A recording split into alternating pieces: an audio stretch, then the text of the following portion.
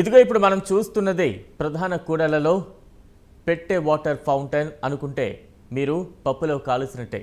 ఇది సాక్షాత్తు తెలంగాణ రాష్ట్ర ప్రభుత్వం ప్రతిష్టాత్మకంగా తీసుకుని ప్రతి ఇంటికి నల్ల నీరు అందించాలని తీసుకున్న mission Bhagiratha project pipe line.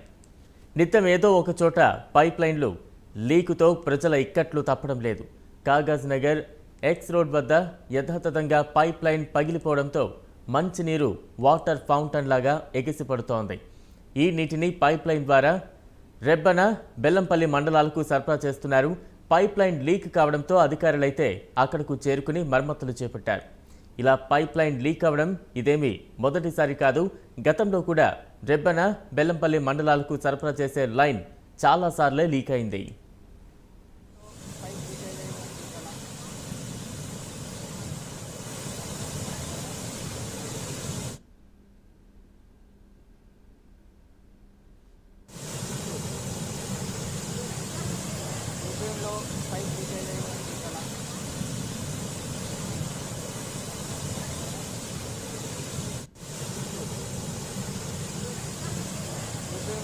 Pipe leak